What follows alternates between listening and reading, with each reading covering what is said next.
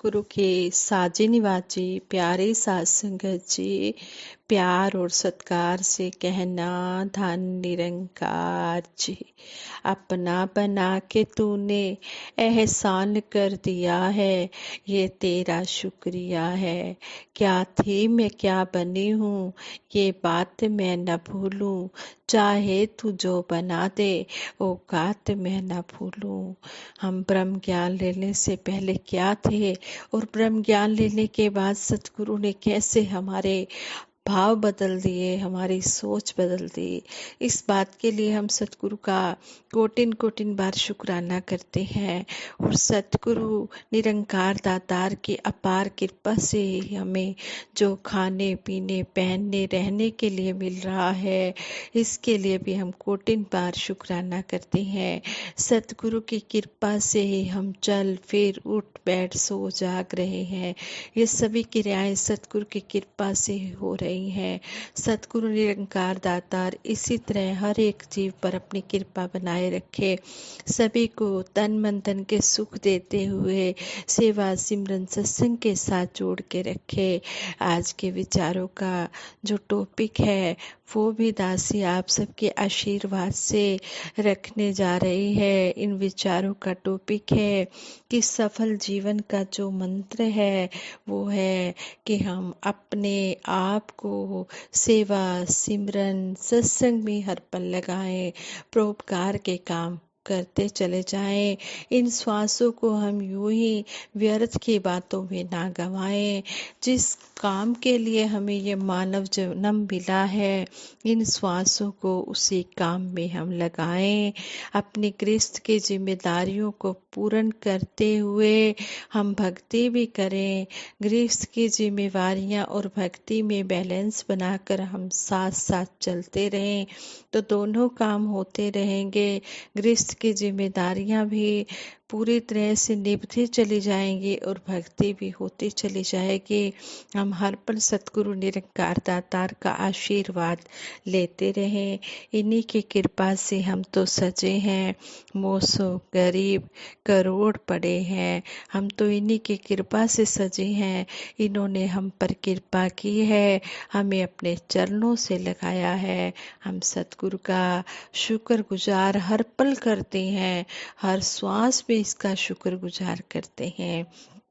साध संगत जी कहते हैं एक बार महाराजा विक्रमादित्य अपने गुरु के दर्शन करने उनके आश्रम में पहुँचे। वहाँ उन्होंने गुरु जी से कहा, गुरु जी मुझे कोई मंत्र दीजिए जिससे न केवल मुझे बल्कि मेरे उत्तराधिकारियों को भी मार्गदर्शन मिलता रहे। गुरु जी ने उन्हें एक श्लोक लिख कर दिया जिसका अर्थ था कि मनुष्य को दिन व्यतीत हो जाने के बाद यह चिंतन अवश्य करना चाहिए कि आज का मेरा पूरा दिन पशु की तरह गुजरा या सत्कर्म करते हुए बीता।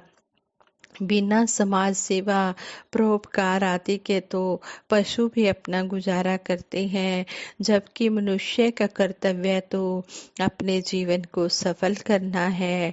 इस श्लोक का राजा विक्रमादित्य पर इतना गहरा असर पड़ा कि उन्होंने इसे अपने सिंहासन पर अंकित करवा दिया।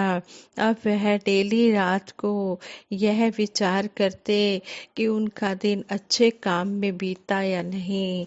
एक दिन बहुत अधिक बिजी रहने के कारण वह किसी की मदद या परोपकार का काम नहीं कर पाए। रात को सोते समय दिन के कामों को याद करके उन्हें याद आया कि आज उनके हाथ से कोई अच्छा काम नहीं हो पाया। वह बेचैन हो उठे। उन्होंने सोने की कोशिश की पर उन्हें नींद नहीं आई। आखिरकार वह उठकर बाहर निकल गए। रास्ते में उन्होंने देखा कि एक गरीब आदमी सर्दी में ठंड से कांप रहा है।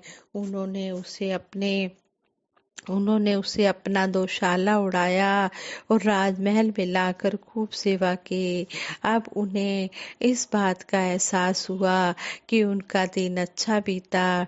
उन्होंने सोचा कि यदि हर एक व्यक्ति सद्भावना व परोपकार को अपनी डेली रूटीन में शामिल कर ले तो उसका जीवन सफल हो जाएगा।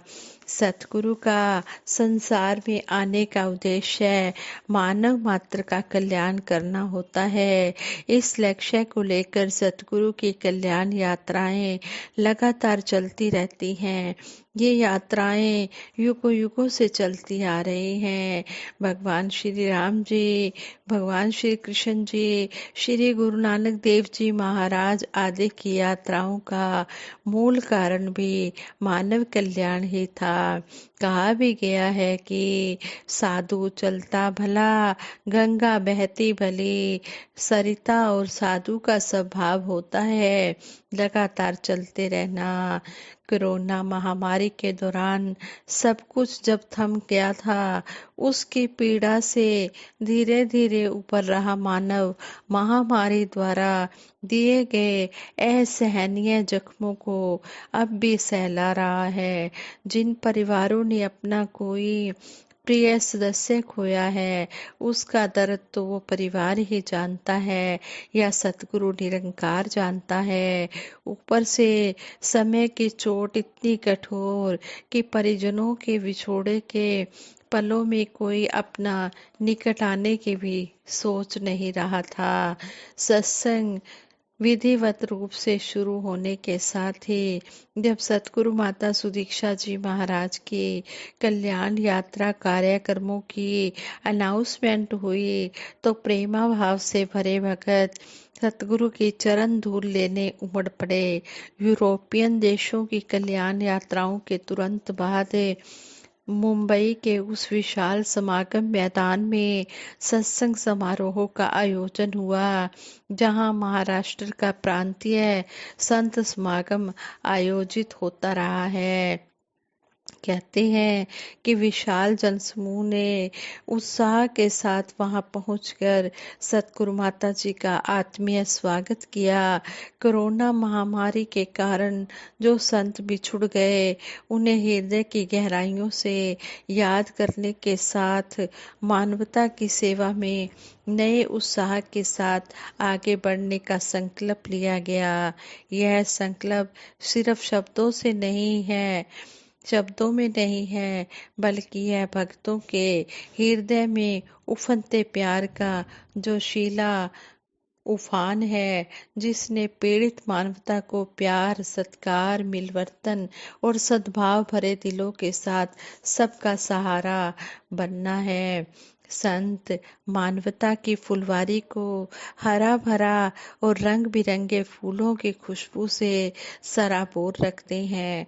सतगुरु के हाथ में सत्य, ज्ञान, प्रेम की धर्म ध्वजा और कदमों में सत्य का जोश होता है और उनके पीछे होता है लाखों करोड़ों करुणा, दया, प्रेम भरे सहृदय संतों का कारवां। सतगुरु माता जी की वर्तमान कल्याण यात्राएं मील का वो पत्थर हैं जो स्वयं संवरो और धरती को संवारो के संकल्प से जुड़ा हुआ है। सतगुरु माता जी कहते हैं, जीवन में अक्सर रास्ता जानते हुए भी इंसान जानबूझकर गलत रास्ता अपना लेता है। निरंकार का आसरा लेकर आगे बढ़े तो अंदर से चेतनता अपने आप सही रास्ते पर चलने की आवाज देती है। इस प्रकार जीवन पतन की ओर न जाकर ऊंचाइयों की ओर आगे बढ़ता है। इंद्रधनुष के 7 रंगों को बनाने वाला यह परमात्मा है, लेकिन इसका अपना कोई रूप रंग नहीं है। ये बेरंगा है, ये बेरूपा है, सारी कायनात को रंगता है, संवारता है, उसे लगातार परिवर्तित करता है। इंद्रधनुष के रंग जहाँ से निकले वहीं विलीन हो जाते हैं। हमें यह समझाकर कि यह प्रभु अनेक रंग रूपों में होता जरूर है, पर यह है एक ही। सभी राग रंग और विविधताओं से निर्लेप इस निरंकार का होकर और इसके द्वारा दिखाए गए सच्चाई के रास्ते पर चलकर ही मानवता इस धरती को सजा सकती है।